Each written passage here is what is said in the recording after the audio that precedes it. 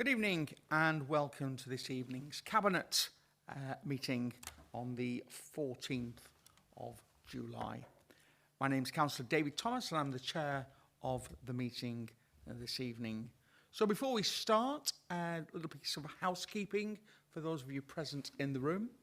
We are not expecting a fire alarm, and should the alarm sound, please exit via the nearest exit and gather in the car park next to the library. If I could ask that mobile phones and electronic devices are turned to silent.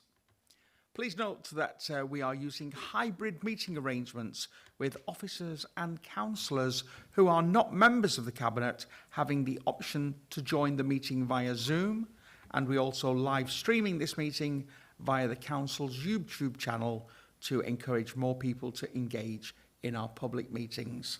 Therefore, can I please remind you to ensure that you use your microphones when speaking and, of course, turn them off when finished. And finally, anyone attending the meeting remotely must use their raise hand function when they wish to speak and to declare interests at the appropriate time. If anyone attending the meeting remotely loses connection, the meeting will continue and you will have the option to follow the meeting via the YouTube live stream. So if we can start with apologies for absence, please. We have none, Chair. Thank you very much indeed. So to confirm as a correct record, the minutes of the Cabinet meeting on the 9th of June 2025. Happy to move that from the Chair. Do I have a seconder? Happy to second, Chairman. Thank you. All those in favour? Unanimous, Chair. Thank you. Item 3, disclosure of interests for any member who has a pecuniary or a non-pecuniary interest to please declare that at this point. Councillor Boy. Thank you, Mr. Chairman. So with regard to item 6, I'm a very proud honorary life member of the Brixham Museum. So I believe that is a non-pecuniary interest, but an interest nonetheless. And then for item 8, the housing standards, if you read my declarations of interest, I have interest in property in Torbay, including residential properties which I rent out. So I'm a landlord. And again, I think that's a non-pecuniary interest. Thank you very much indeed. Okay, let's move straight into the items on this evening's agenda, starting with item 6, which is the former police station at Bolton Cross, Brixham. This is relisting of an asset of community value, and we also note Councillor By's interest, as he has just declared a moment ago. Thank you, Councillor Jackie Thomas. Thank you, Chair. So the purpose of this report is a relatively straightforward one, and it's regarding the relisting of the former police station at Bolton Cross, Brixham, now Brixham Museum, as an asset of community value. This property was previously included on the Council's list of successful nominations. However, that listing expired on the 31st of March 2025. This new nomination seeks to relist the asset for a further 5 years. The newly submitted nomination is to maintain the asset's protected status. This asset continues to serve as a cultural and educational resource for both our residents and visitors, therefore justifying its relisting. This nomination is very important, reflecting ongoing community interest and support in the museum, which is led by a charitable organisation and run by our very valued, dedicated volunteers. There has been no changes in the use of this premises, which has operated as a museum since 1976. So therefore, the nomination is considered to meet all the necessary criteria for the listing. Thank you, Chair. Thank you very much indeed. Seconder, Councillor Lewis. Thank you very much, Chairman. And I welcome this report and the extension of the 5 years. We know that the Brixham Museum is a much-loved building and operation in Brixham, and I think they should be congratulated for continuing since 1976. Many museums all around the country have closed. They haven't, and that's why it's good that we can extend it for another 5 years. And again, like Councillor Thomas, congratulations for all the hard work, and thanks to the staff and the many volunteers who actually make it happen at the Brixham Museum. So very happy to second this. Thank you, Chairman. Thank you very much. Any comments or any questions around the Cabinet table? Moving outside of the Cabinet table, I see that we are joined by Councillor Emile, who I believe is covering for Councillor Madison at the moment. Councillor Emile, anything to add?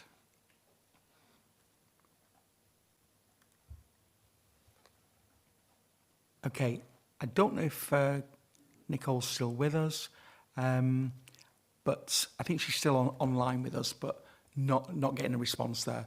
So move across to Councillor Long. Anything to add before we move to the vote, sir?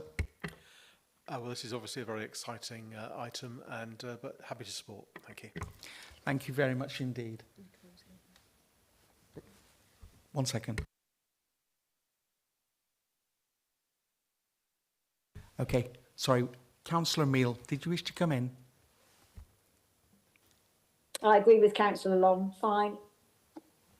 Thank you very much indeed. We'll move straight to the vote. All those in favour, please indicate.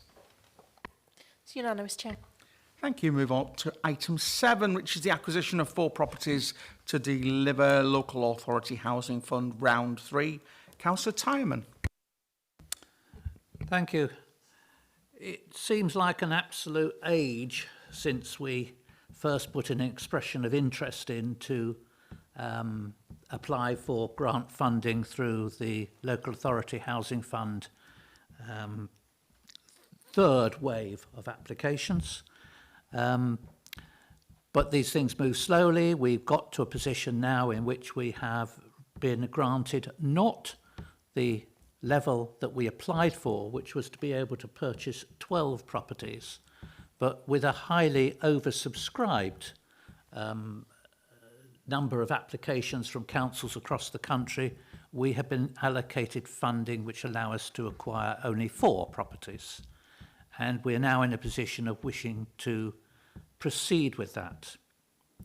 The Local Authority Housing Fund scheme requires that 1 out of every 4 properties that we are granted funds to help purchase has to be to assist with a refugee family, an Afghan, under the Afghan resettlement programme. You may have read recently or heard recently that the Afghan resettlement programme is coming to an end.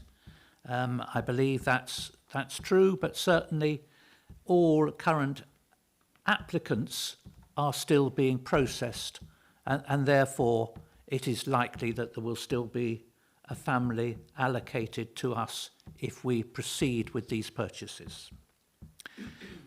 So the other 3 properties are designed for and required under this scheme to be utilised to help us in one way or another with families that are currently in temporary accommodation. That can be done in 2 ways. The properties can be either used as temporary accommodation, in which families would move in and then be found other accommodation, or they can be utilised by us to create move-on accommodation for families already in temporary accommodation. And in fact, as I understand it from this, there is absolutely no reason why we cannot utilise these properties if the Council and Cabinet agrees to buy them in one way and then change it to the other of those 2 options going forward. Looking at it from an economic point of view, as everyone will be aware, the cost to councils throughout the country, and Torbay is no exception, of looking after residents who require our assistance in temporary accommodation is very significant, and anything that we can do to help alleviate the costs of that are welcome. But I look at this as a greater opportunity than just looking at it from cost saving. The sooner we can get families in particular into permanent accommodation of good quality, allows them to get on with their lives, rebuilding their lives, getting settled, allows children to feel that they're settled in terms of not being moved from one part of the bay to another, one property to another, changing friends, changing sometimes the schools they attend or whatever.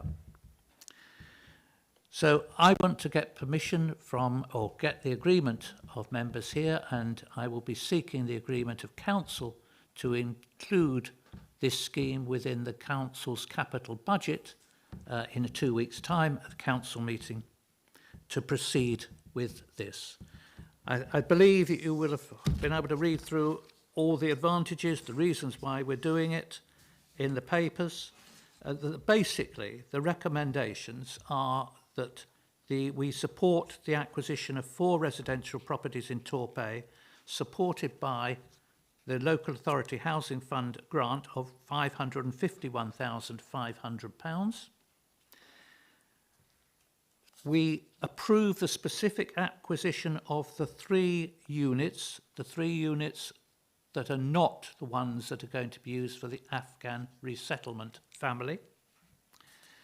And those being 3 three-bedroomed houses, as outlined in the exempt Appendix 1.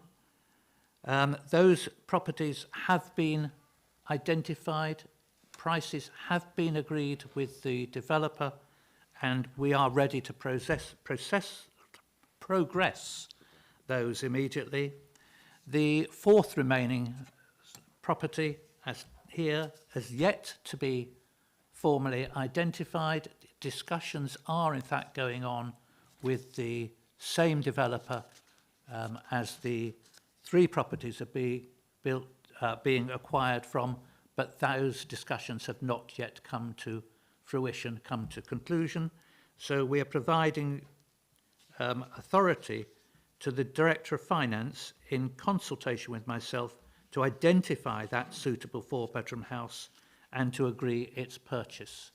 We are confident, or officers are confident, that that house, on top of the 3 already agreed, can be acquired at or beneath the total level of funding which is contained in this report.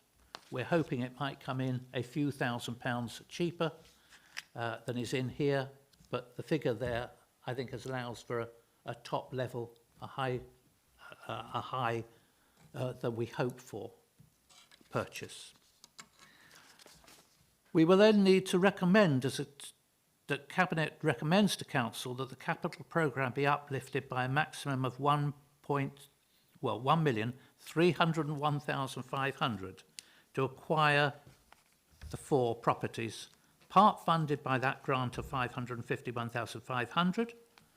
The remaining balance of £750,000 will be funded by a combination of prudential borrowing at a level that will be supported by the rental incomes from the properties, revenue savings from existing temporary accommodation budgets, or any other internal subsidies or receipts that may be appropriate.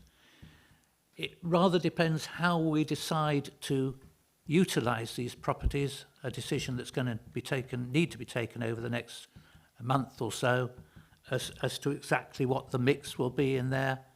But whichever way you look at it, this appears on any respect to be highly advantageous, both from the point of view of the future occupants of these properties and the council's overall finances. Therefore, I recommend that we adopt the proposals in front of us. Thank you very much indeed, Councillor Timon. Seconder, Councillor Billings. Thank you, Chair.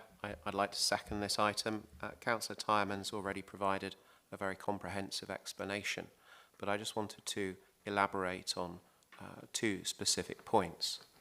The first is why this is so important. It's providing 3 new homes for local families, financed through money from central government. And the second one is, whilst there may be local families on our local housing waiting list who would wonder why the fourth house can't be provided for them, it's being provided for part of the Afghan resettlement project. But for that house being provided in that way, we wouldn't be getting the funds for the other three. And that's why it's really important for everyone to understand this was a package deal. It was provided on that way by government. Ultimately, what we're doing is something good for any local families that are thinking, well, why have we preferred a different family? That's very much why this was the deal on the table from government. And the important thing is this is providing 4 homes for families, 3 of them for existing local families. It's clearly a step forward in doing that. So without wanting to add to the very comprehensive explanation Councillor Tymans provided, I'd like to second, Chair. Thank you very much indeed. Work within the Cabinet first of all. Are there any questions or comments? Let's move outside then. And Councillor Long, any comments? My apologies, Councillor Fox. Thank you. Thank you. I support everything I think that Councillor Tymon has said. I don't think we need in any way to apologise for helping Afghans who helped our soldiers during the war in interpretation, and I think it's great that we're doing that. My only comment really, apart from that, is that the average per house, if you add the 2 bits together, my maths, which is not brilliant, but it's 325,000 per house. It seems to me quite a lot for affordable housing. I don't know if Councillor Tymon can comment on why that figure is so high. We'll pick that one up in just a moment, no problem. Thank you. Councillor Long. Thank you very much. And obviously the Lib Dem group would be more than happy to support. As Councillor Tymon said, the funding has come from government and had a specific requirement that included supporting the Afghan resettlement scheme. And as Councillor Fox has said, obviously the Afghan resettlement scheme is there to support people who were essentially supporting our troops and put their lives on the line. So this is us returning the favour, and that's absolutely right.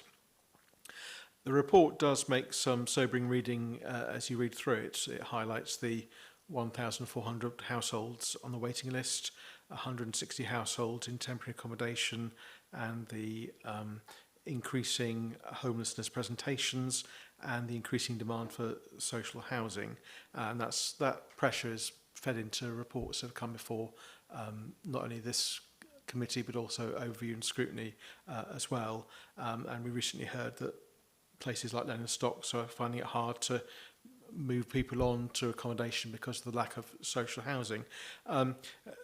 One of the local papers in its headline about this item said that this project would ease the housing crisis. I fear it won't even touch the sides or even scratch the sides on that, which is, and whilst this scheme and the homes to hotels are absolutely all welcome, it's a real shame that we didn't proceed with, or the council didn't proceed with the scheme that was ready for Preston Down Road, which could have had 50 affordable homes built by now and housing local people. Thank you. Any further comments from outside of the Cabinet? Yeah, thank you, Mr. Chairman, and obviously support Councillor Long's comments, and to thank Councillor Billings for explaining, and I now completely understand that basically this was a package deal from government, but you've certainly put that now into perspective. Thank you.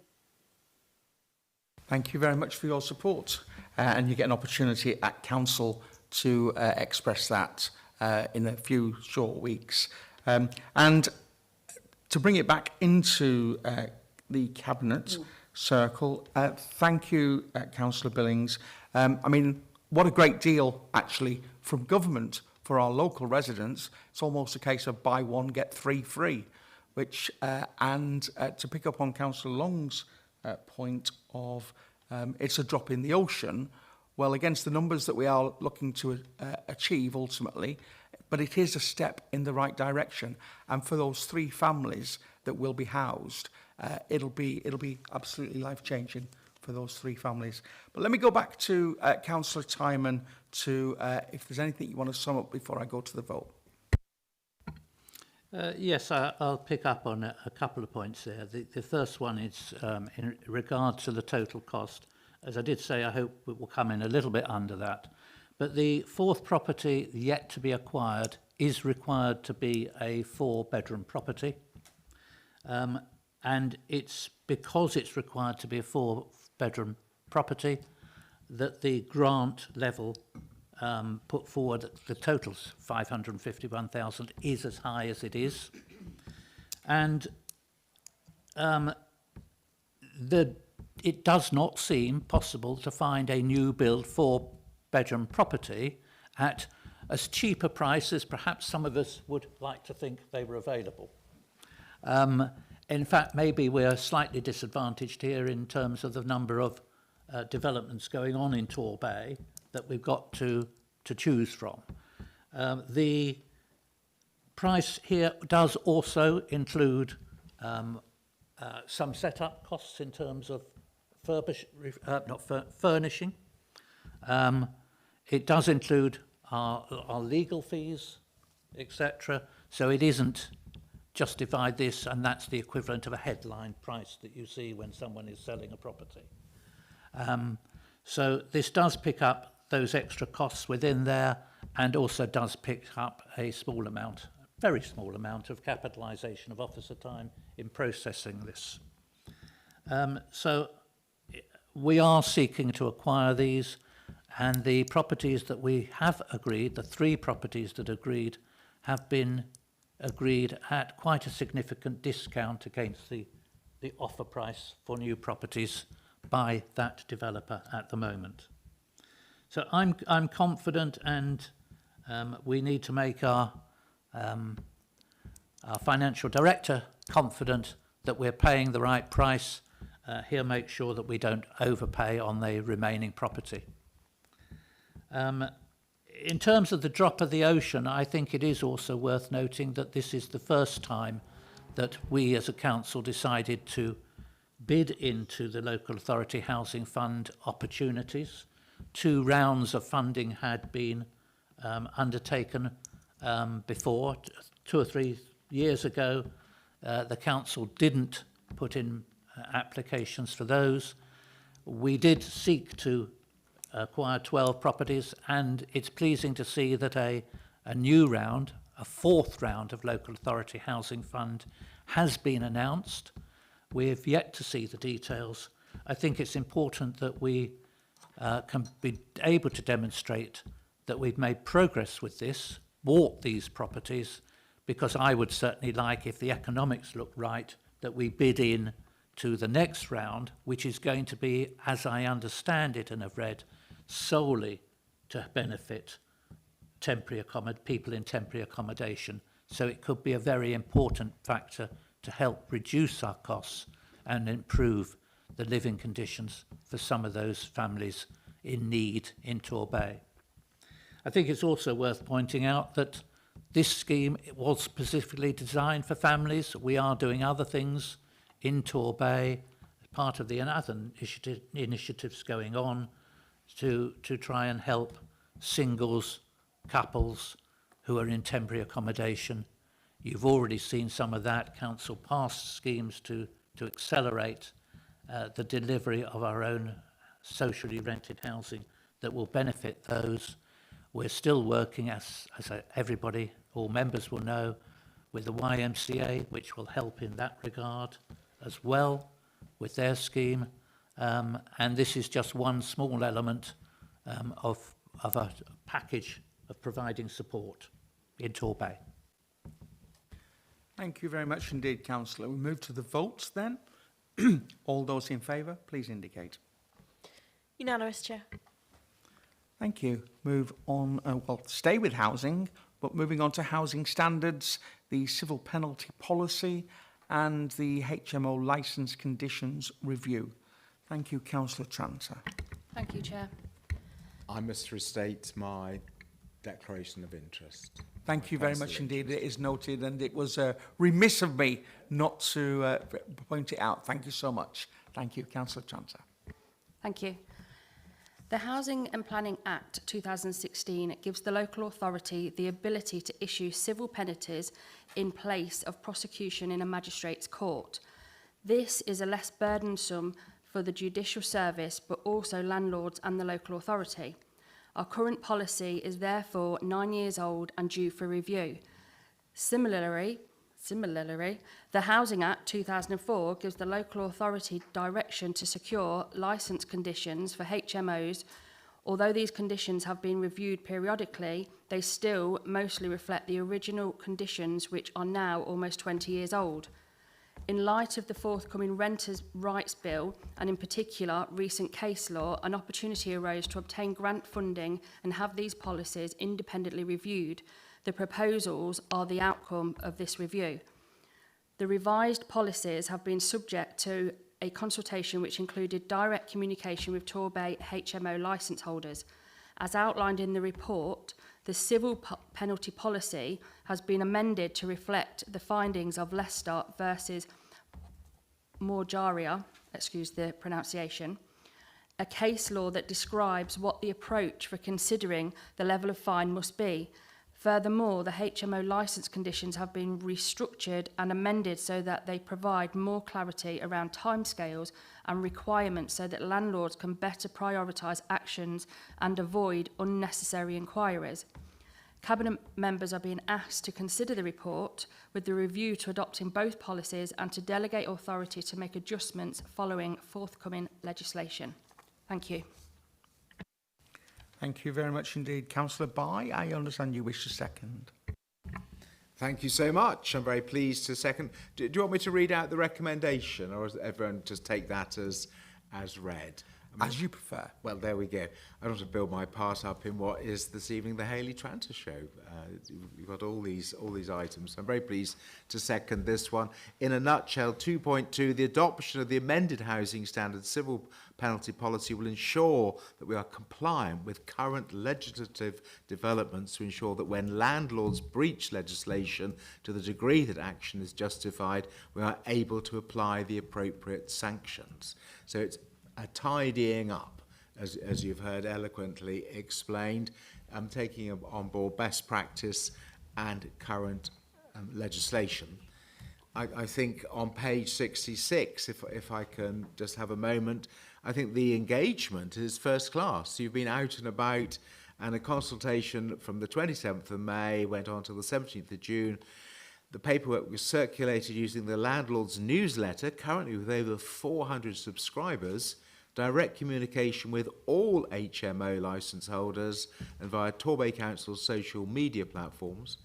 After all that energy, in total 3 responses were received, 2 in favour of the proposals and an anonymous one stating the concerns, getting things off his chest or her chest about antisocial behaviour. But there we go. So a fantastic round of applause for all the consultation to get the landlords on side. And it would seem if there was only 3 responses, 2 in favour, that there is broadly consent.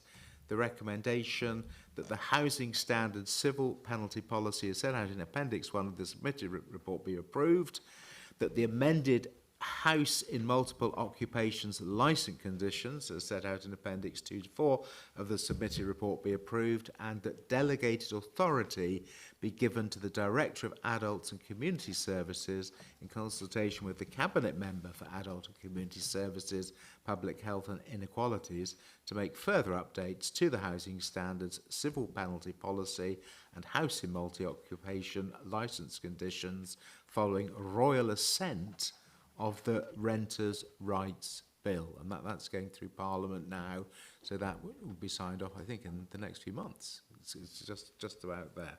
So lots of long words, but it's a very sensible policy, and I'm very pleased to second it. Thank you. Thank you very much indeed. Any comments from around the table? Move to the Shadow Cabinet Member which is Councillor Douglas Dunbar. I don't know if Maggie... Is Maggie with us? No? Councillor Long? Maggie's on holiday, sadly, but we're happy to be supportive. Thank you. Thank you very much indeed. Any other comments from around the room? Okay, in which case, thank you everybody. Let's move to the vote. All those in favour, please indicate. Unanimous, Chair. Thank you. Move on to item 9, which is the adult social care self-assessment. My apologies, Councillor Tranter. Thank you, Chair. So we are now in the preparation phase of our on-site visit by the CQC, our regulators for adult social care. CQC has been given additional responsibilities and powers to review, assess and report on council-regulated adult social care functions under Part 1 of the 2014 Care Act, such as prevention, information and advice, market shaping and support services. Our self-assessment was submitted to CQC on the 2nd of May as part of the information return that is required by them when we received the first notice of inspection. The self-assessment sets out our vision, sets out the overview of the needs and challenges of our population, highlights the key strategic documents within our system that would give CQC to understand how we are reacting to these challenges. The self-assessment shows headlines from our performance data provided by Torbay and South Devon NHS Trust. The self-assessment highlights our priorities. The self-assessment highlights our strengths and some areas that we recognise need improvement. The self-assessment was written in collaboration with key stakeholders, including the NHS Trust, and the report highlights some risks associated with mitigations. These are not being assurance ready and or receiving a poor rating. This item is for noting and consideration with respect of the CQC inspection of adult social care. Thank you. Thank you very much, Councillor. I'm happy to second this one from the Chair. I think for me, what is really worth interesting and worth noting is page 104, and that's the infographic of if Torbay was a village of 100 people. It kind of takes all of the data that's in the report and pushes it all into a very simple, easy to read, easy to understand infographic. So if you look at nothing else, I would certainly encourage people to have a look at 2.3 if Torbay was a village of 100 people. So this item is for noting, but we will have the debate around the table and invite anybody in or out of the Cabinet, starting with Councillor Long. Thank you very much indeed, Mr. Chairman. And this is a very good report, and it highlights the strengths and also the very few weaknesses that there are, which I think is a very important thing to do for the inspection. And I think that will result, because of that honesty, will result in a very good rating, if not the best that there's possible. And I'd like to very much thank the Director, Anna Coles, and her team for the approach that has been taken with this inspection, and indeed adult social care in general. And Councillor Douglas Dunbar and I have had an excellent briefing about the inspection and what to expect and potential questions that we might be asked. And on the basis of those questions, I don't see why Torbay shouldn't get a very good CQC rating. But the only sort of two takeaways from that made me sort of slightly worry was about scrutiny of the adult social care budget and perhaps also children's, because they tend to not be ones that are picked up so much at budget time because people are more interested naturally in place-based questions, and that's something that I've already this been raising about the budget process at overview and scrutiny for this year anyway, so hopefully that will count. And I think governance and assurance are also very important as part of the inspection, and so it's great to see that Councillor Tranter has been able to make this meeting today, because political leadership is very important for this process. I just wanted to put on record that the departure of Joe Williams has left some very big shoes to fill, and I'd just like to put on record that, in my view, Anna Coles is filling them very well indeed. Thank you. Thank you very much indeed. Any further comments? Okay, if I just go through the recommendation then. Recommendation is that the contents of the Torbay Council Adult Social Care Self-Assessment Report and the requirement for the Torbay Council Adult Social Care Self-Assessment Report to be published on the Council's website be noted. All those in favour of noting the document? Unanimous, Chair. Thank you. So we'll stay with Councillor Tranter as we move on to item 10, which is the Adult Social Care Market Position Statement. Thank you, Chair. So I'd like to highlight some of the main points of the market position statement. So the spend within adult social care is largely with third-party external care providers through multiple contracts to support our most vulnerable residents. Therefore, we have a duty to manage this market well and understand opportunities to develop it in line with our plans. Am I too close to the mic? Or it's a bit... Shall I carry on? Yeah. The market position statement, or MPS, is a Members, I'm not sure that changing the microphones is going to do anything, although mine seems to be working perfectly. There is something interfering with the signal, we believe, so let's try. Okay, we'll try again. Okay, so the market position statement is a published document that covers the period from 2025 to 2029. It is updated by the Council Strategic Commissioning Team for Adult Social Care. The MPS supports our strategy for the delivery of our vision for a healthy, happy and prosperous Torbay. It sets out key areas of focus within the care market for commissioners. It explains how the council intends to work with providers of adult services to meet needs now and in the future. The MPS provides an overview of national and local context in which we work to meet the health and social care system needs and its challenges. It details the current work the council is progressing with its NHS partners to have a clear focus on reducing demand, facilitating early intervention and prevention whilst enabling people to live well. The MPS is our plan to develop and support a stable and innovative provider market. The Care Act 2014 places a duty on local authorities to facilitate and shape our care and support market, to ensure sustainability, diversity, and to be continuously improving and innovating services. The Council have statutory duties to meet the care and support needs of adults who have an assessed need under the Care Act. The MPS highlights the opportunities to align resources to support all ages. The MPS recognises that care needs to be maintained when a provider fails financially and services cease. For this is for everyone, including self-funders, to ensure people's care needs continue to be met. The MPS and the wider oversight of our care market helps us in local contingency planning in case of provider failure. I am seeking Cabinet endorsement for this publication of the MPS for the Adult Social Care 25-29. Thank you. Thank you very much indeed, Councillor. Seconder, please. Councillor Lewis. Yeah, thank you very much indeed, and well done, Councillor Trenter, for giving a full explanation of it.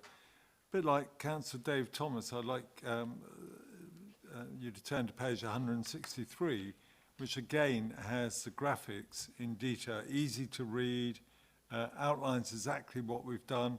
And if I can just highlight a couple of things, the benefits we have seen so far, which are shown there. And it says here, social care staff have said that they appreciate being trusted and empowered to try new things and do the right thing for people. And I think that's really important. We have been able to connect more people with resources in their community, which helps them to stay well and independent. More people have been able to find a solution that's right for them at the first contact. Working in community spaces has made social care advice information more accessible, particularly to people who may have otherwise not engage with us. Average waiting times have reduced for most social care teams. People have reported that they felt listened to and cared about through being supported in a different way. And I know that when Councillor Tranter first got on the council, it was about signposting people so that we engage more with them. And I think that's coming across in this document. And if anyone just reads that page of 163, which has full details, working partnership, responding to our community, etc., they will get the real story in one page. And I think that's really good. Well done. Well done, Anna, and well done, Hayley. Thank you, Chair. Thank you very much indeed. I'm going to move straight to members, to any members at all. Start with Councillor Bye.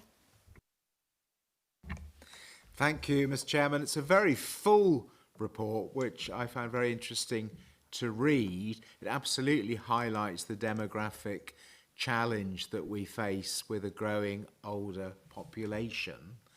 What I hadn't appreciated, and absolutely hands up, maybe I should have known, but we have a bar chart of clients receiving long-term support during the year as a percent of the adult population aged 18 and over for all English unitary authorities. And Torbay is very much an outlier in terms of the percentage of our adult population who receive long-term support, only exceeded by Blackpool. And it's interesting that it is Blackpool because often it's Blackpool who with Torbay are outliers on demands for children's services. So I hadn't appreciated. So, for example, we're providing support for 3% of our adult population. By contrast, Plymouth, it is 2%. And in fairness, I guess places with younger and more prosperous, perhaps, populations like Bracknell Forest and Reading, it's significantly 2%.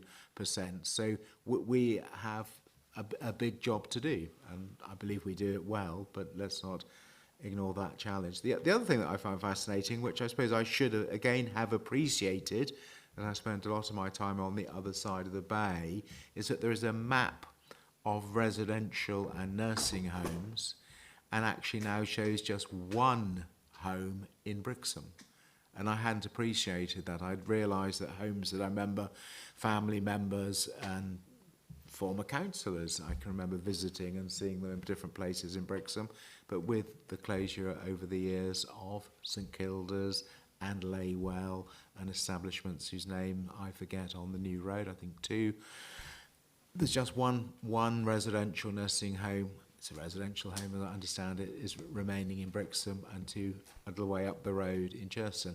And yet it is Brixham that has, with Wellswood, the oldest population, and Cherson and Gampton, in the whole of the bay. So I hadn't appreciated that we weren't just down to one. I thought perhaps there were other homes that I'd forgotten about or didn't know about that were remaining. So there's pressures there, and a clue perhaps of what we need to do. We need to prepare for our older population as the demographic change occurs, and I think we need to make sure that we have provision in a wider range of locations. So I just wanted to make those points, but it's a good report. There's a lot of information there, and those who haven't read it, I recommend that you do. Thank you so much. Thank you very much indeed. Councillor Long. Thank you very much, Mr. Chairman. And this report clearly this evening shows that the market shaping report works, because Councillor Bye has realised that there's an opportunity as a landlord now in Brixham for opening a care home. I just have one very brief question, which won't be a surprise to colleagues, and it's about the equality impact statement. And most of the sort of boxes in the in that table make reference to the data being used to support helping change the market. But on the sexual orientation box, it just says not applicable. And I was just struggling to understand that, and happy for Anna or whoever to come back afterwards if necessary about that. Thank you. Okay, I'll just check if there's any further questions before I move that question to Anna. Anything else from any other members? In which case, if I move to Anna, then please, or Hayley, if you'd like to give it, whoever. We think that's actually an error on the report, and we're going to go back and look at it because it shouldn't say that. Okay, thank you very much indeed. We will get that checked out and altered as necessary. So, happy to move to the vote. All those in favour, once that error has been corrected? Unanimous, Chair. Thank you very much indeed. And we continue with Councillor Chancer.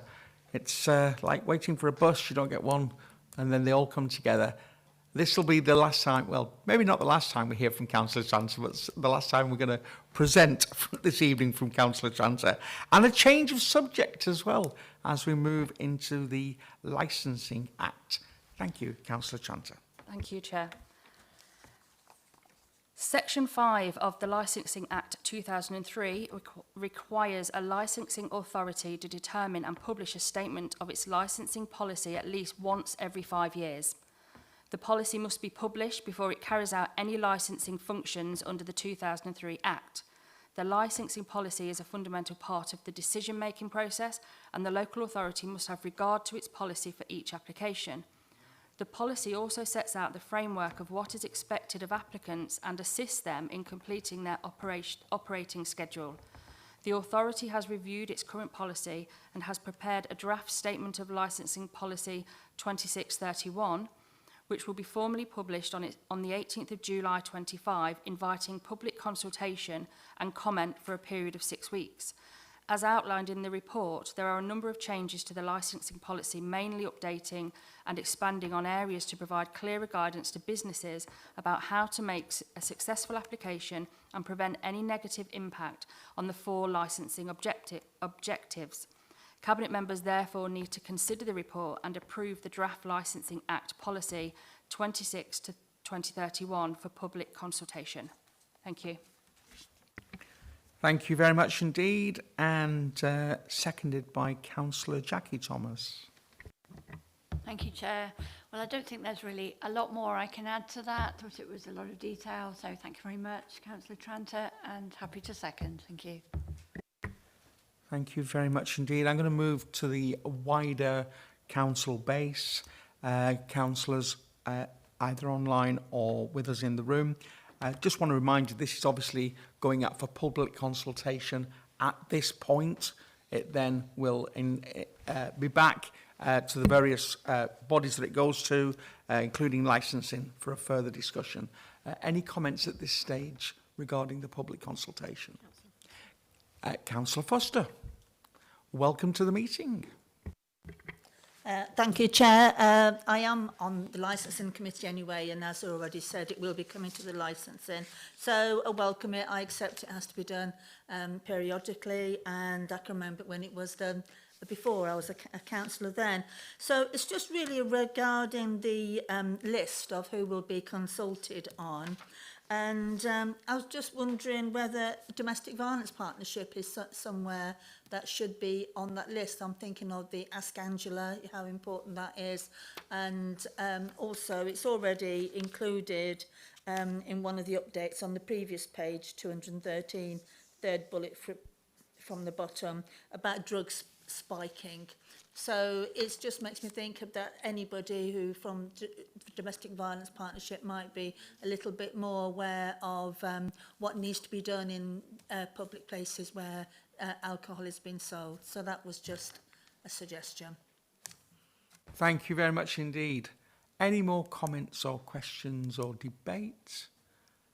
And I think my answer, and we'll go back to the portfolio hold in just a moment, but my answer would be we will want to engage with as many people as possible. There's nobody absolutely restricted at all, and you know, let's get the document to everybody. Councillor Tranter, anything further to add? Just that I completely agree with Councillor Foster. Yeah, absolutely. Brilliant. Thank you very much indeed. So, move to the vote then. All those in favour, please indicate. Unanimous, Chair. Thank you. And that brings us on to item 12, Waiting patiently in the wings this evening has been Councillor Billings.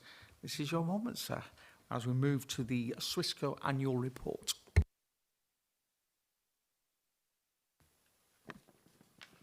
Thank you, Chair.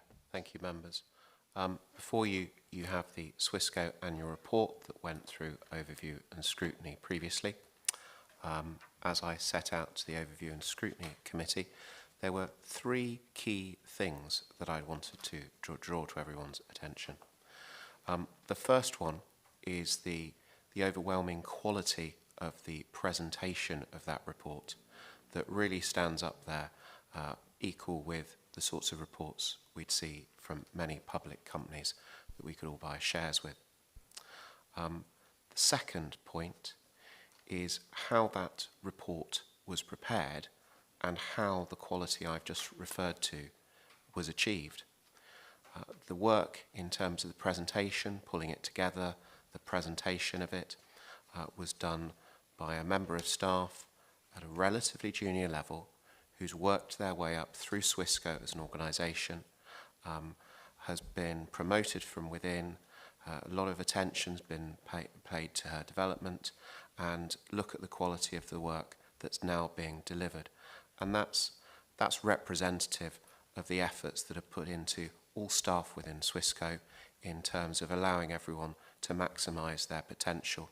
And I hope that for many of the team, that potential is far greater than is currently being realised, that as they progress through their careers, they will achieve even more.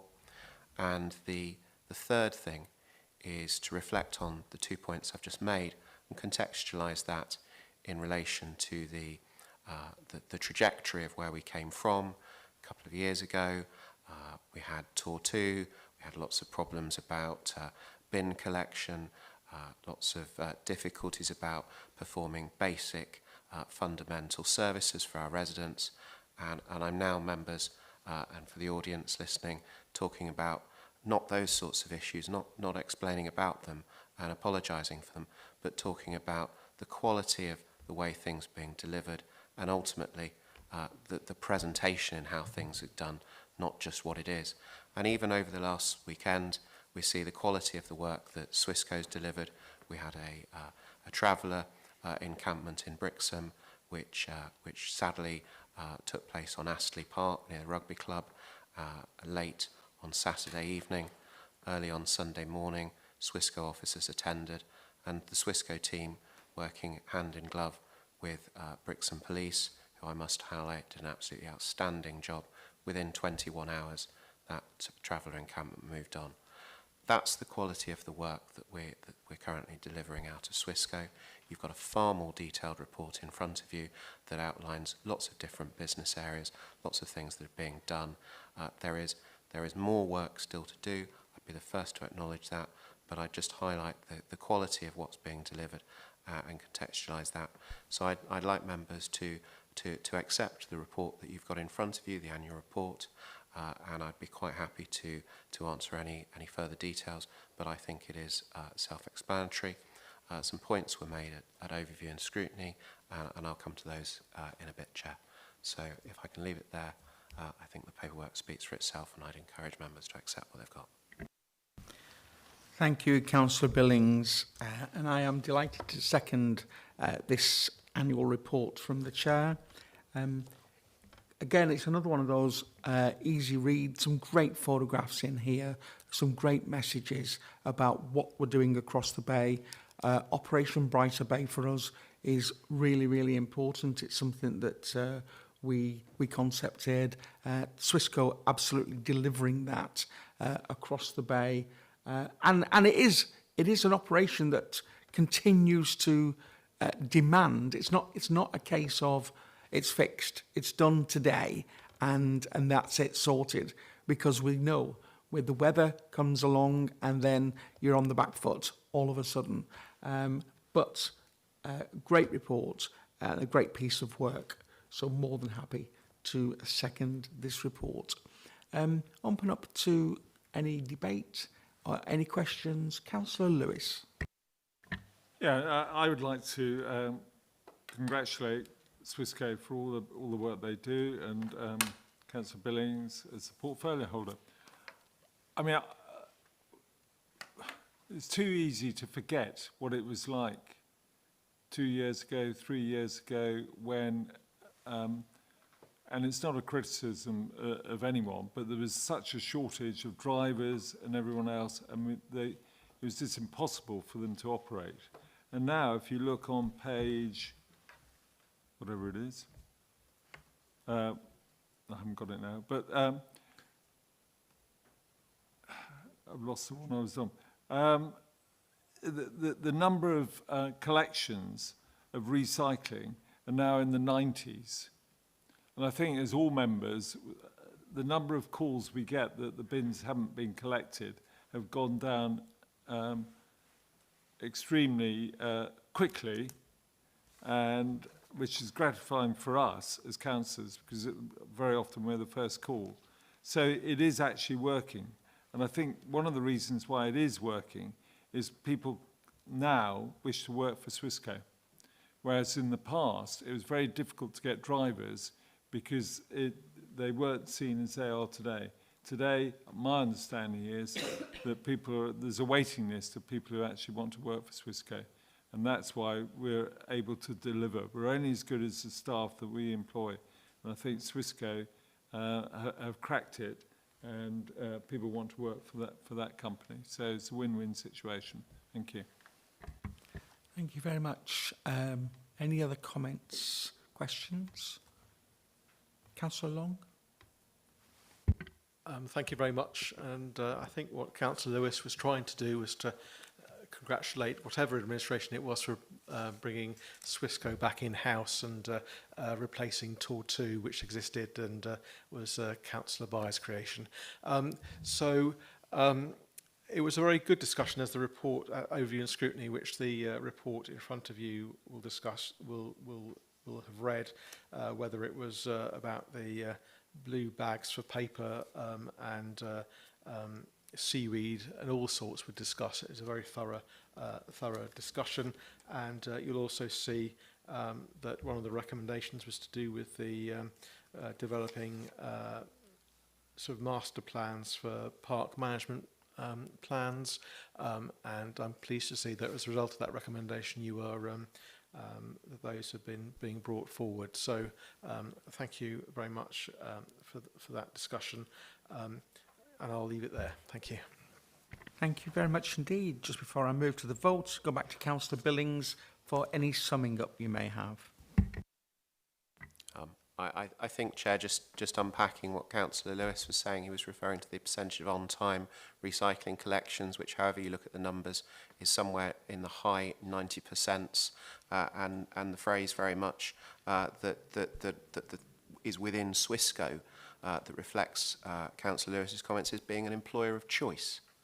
And ultimately, sort of if those that have had the misfortune of like I have done some organisational behaviour in terms of our educational studies, there's this concept of getting self-fulfilment out of your job, which is, if one was to put it into normal terms, just what you do as a good employer.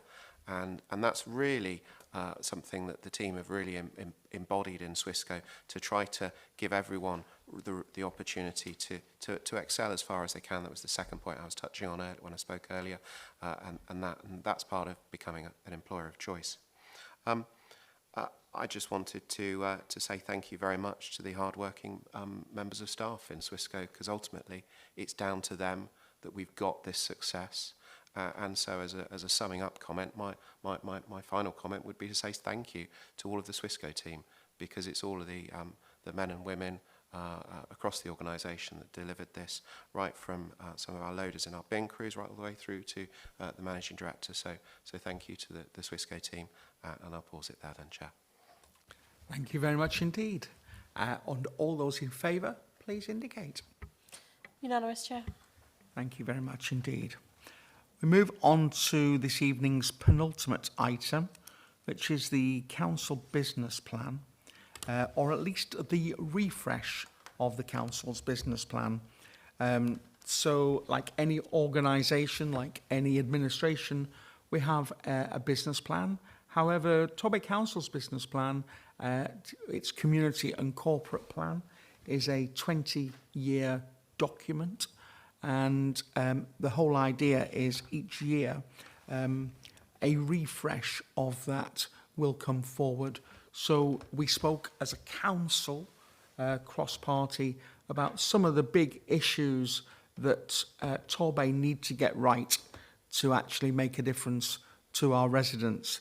And they were the same cross-party, ultimately, of where we want to be, where we want Torbay to be in 20 years. So I will just focus on the refresh, which is what we're here to do this evening. And it's all about, for us, it's all about our priorities. So on page 5 of the document, you will see that we have 7 priorities, and they're listed out from C1 to C7. This time I don't envisage going through each one of them individually, but each one of those priorities then has basically an action attached to it and a series of related actions. Once you follow those through, they then effectively come into a set of performance indicators of where we're trying to get to within this year. And it is those performance indicators that will ultimately be measured on about where we're trying to get to. Lot of information within the business plan. That's effectively how it works. I think probably one thing to pick up on, we talk about our priorities. One of our priorities, C5, is provide clear signposting for those needing our help. Well, already this evening under item 10, which was the adult social care market position statement, I think it was Councillor Lewis who spoke about, absolutely, Councillor Haley, signposting people, and that's one of our priorities. And I thought to myself at the time when I heard it, it's all kind of linking in to that business plan, which ultimately it should do, because that business plan is what should drive everything that we do. And when you hear comments that about signposting, well, actually that comes from that real community corporate plan, that high level stuff coming down through into each department. So I think that was just one very, very small example of how the business plan is working. More importantly, this evening, it is about the refresh. It is about taking out the actions that we have achieved last year, setting us with a new set of a new set of actions within those priorities, within that community plan, in order for us to be measured against delivering against that.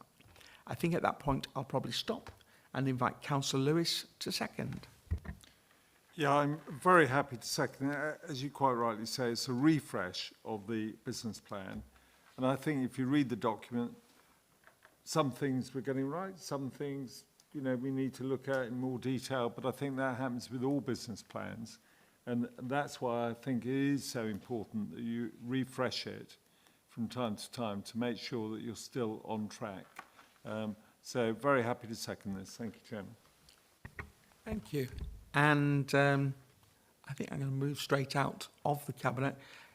Councillor Long, this is your shadow Cabinet position, this one. I know you've spoken a lot for others, but you're actually speaking for yourself on this item. Thank you. Multitasking this evening, Mr. Chairman. Thank you very much indeed. One observation about some of the targets in the report is that some of the deadlines for them are July 25, and it's not really clear from the report as to whether they've been met or not. It just lists the date, but I just leave that there. Another reference to the equality impacts, I'm afraid, and I'm happy for this to come back to me later. And again, under sexual orientation, it says that it's not anticipated that any adverse impacts will be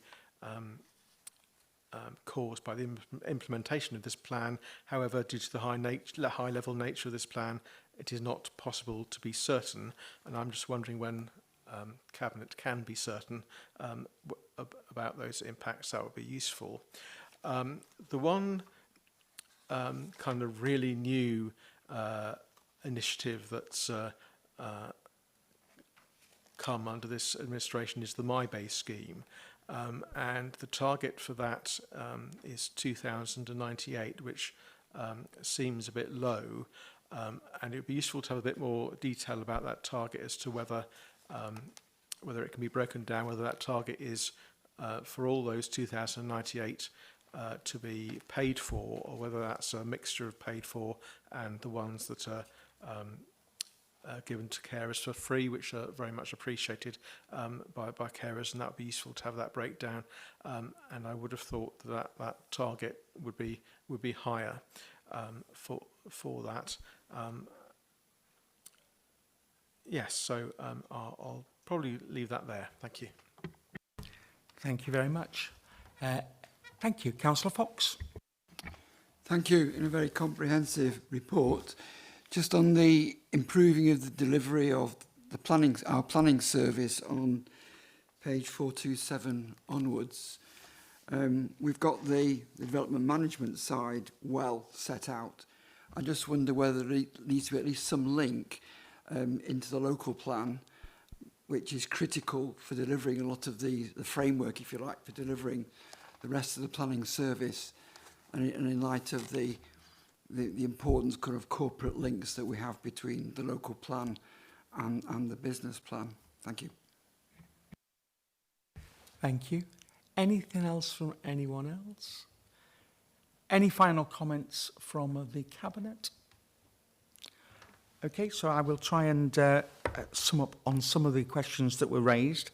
I would certainly say from the EIA point of view, the business plan is probably stating something that is correct because it's not certain because of its high level.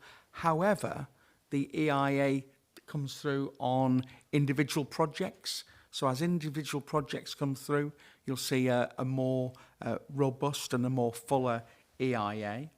I think local plan is absolutely time critical there, in as much as, you know, we have to get that delivered. There's lots of resources and lots of members' involvement cross-party on that one. And I think that's really positive. We're committed to go out to consultation 18, which will give our residents an opportunity to have their say. And there's a timeline for that. I'm not too concerned there. I think the final question on My Bay, certainly for myself, it was wanting to, after talking to residents on a large scale, we wanted to answer a question that was raised from our residents regarding parking, regarding toilets, regarding pricing differentials, which is what they were looking for. And interestingly, since we've had those conversations and what we've done with My Bay is gaining traction actually around Devon, where I've got other council leaders from districts asking, how did you do this and how can we actually do something similar? So it is something that our residents absolutely are using. I see there's a question in to council as well regarding the split of the numbers, and so effectively in a couple of weeks' time I'll be able to give you an exact split on those numbers. I know approximately what they are in my head, but rather than just give you an off-the-cuff response, we'll be able to give you an exact response to that question that's been raised. And hopefully that covers all the areas that were raised. So we shall move at this point to the vote. So all those in favour of the refreshed business plan, please indicate. Unanimous, Chair. Thank you very much indeed. We now move on to the final item of the evening, item 14, and this is about pensions, or at least pension discretions, and this can be a very dry subject, a very complicated subject. However, delighted that Councillor Tyman is going to talk us through this in simplistic terms and extremely briefly. Thank you, Councillor Tyman. Thank you. I will try and meet your demands to be brief. Additional voluntary contributions are a useful way of allowing individuals to increase their pension entitlements. It's valuable, particularly for people who, for whatever reason, have not contributed to schemes for all of their working life, but it's available to all. It gives people more freedom to provide extra control in how individuals secure the pensions they desire. Generally, in the UK economy, and as you can see in the figures in front of you in Torbay, the take-up of AVCs has not been that high. But one thing that we're able to do is we're able to allow them to be done as part of a salary sacrifice. And this enables, this provision coming before us now will allow individuals in Torbay to choose to do that. It's a mechanism which allows for individuals to get a better deal on those contributions, and as a byproduct actually allows the council to slightly reduce its costs as well. The main advantages for the individual and minor advantages for the council economically. So the details in front of you, but the main thing to note from this, in the inclusion in a AVC, particularly in this shared scheme, is entirely voluntary. Individuals can choose to go into this or not. There's no form of coercion. We should not be saying this is the most wonderful thing to people to do. They should choose, individuals should choose absolutely as what suits their own circumstances and what they think is right for them. So we will be making this available to all employees. We'll be publicising the introduction of this scheme.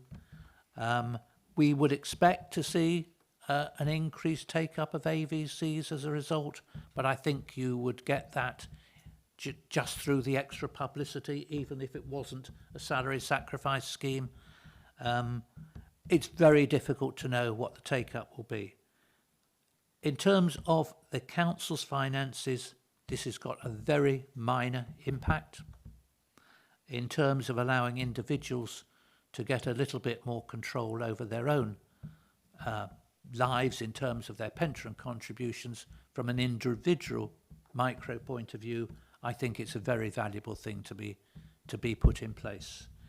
We're required to consider this, and council is required to consider this, because it forms part of the pay policy, which is agreed once a year.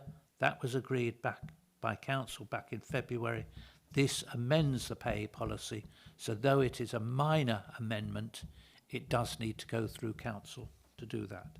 So the recommendation is that the amended employers' pension discretions are set out in Appendix 1 to the submitted report, which now include the shared cost additional voluntary contribution scheme, be approved. I hope that was brief enough for you. Thank you very much indeed, Councillor Tyman. Seconding from Councillor Jackie Thomas. Yes, thank you, Chair. And I'm happy to second this report. This proposal benefits both employee and council. Firstly, the council will pay less national insurance and employers will pay less in tax and national insurance contribution. So there are some positives all around. So I think Councillor Tyman has explained this really well, and I'm delighted to second. Thank you. Thank you very much indeed.